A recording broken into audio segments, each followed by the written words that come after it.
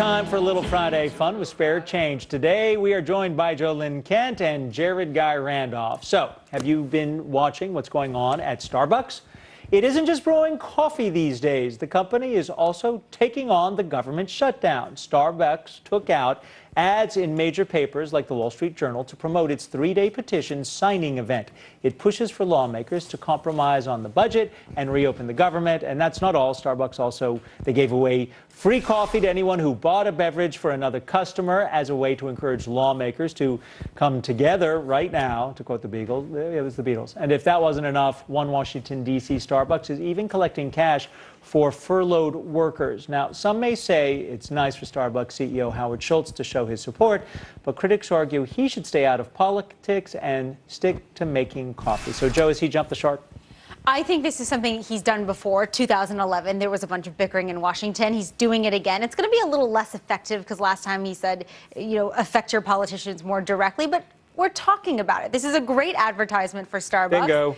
And I think that it makes people feel good about Starbucks, which is a very corporate brand, and they're constantly being, fought with the littler guys, and this is good for them. And Why not? They need something good, because remember, it was a year ago we discovered that they were using the dye made from the crushed red beetles in South America, and as was the rest of the world. But we interviewed Mr. Schultz. He was actually on with Liz Clayman. What do you think? Well, what's interesting is he keeps saying that he does not want to be involved in politics, but if you look at it, Starbucks seems to be at the cultural epicenter of what is happening socially right now, and it is a marketing ploy. It's working for them. It relates to what a lot of their consumers and a lot of the U.S.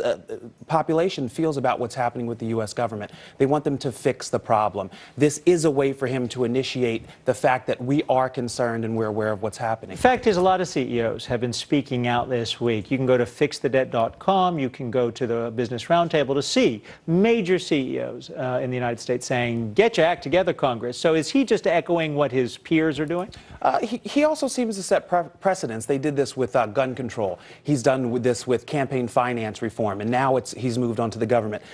There's a French phrase, noblesse oblige, which comes to mind, and it basically says with power, you're supposed to have a certain amount of social construct and a certain amount of social responsibility. Our politicians are obviously not concerned about that, but he is taking this opportunity to speak out and say that socially we need to go ahead and fix the problems that are happening in the U.S. Joe? I think it's a huge, easy opportunity. I think that, sure, he certainly has an interest in this, and he definitely wants to throw his power around and have a stake in it, but it really is, it's easy for him to come out and do this and generate some goodwill for the company and for the brand. Okay, final question for both of you very quickly. Starbucks or Dunkin' Donuts?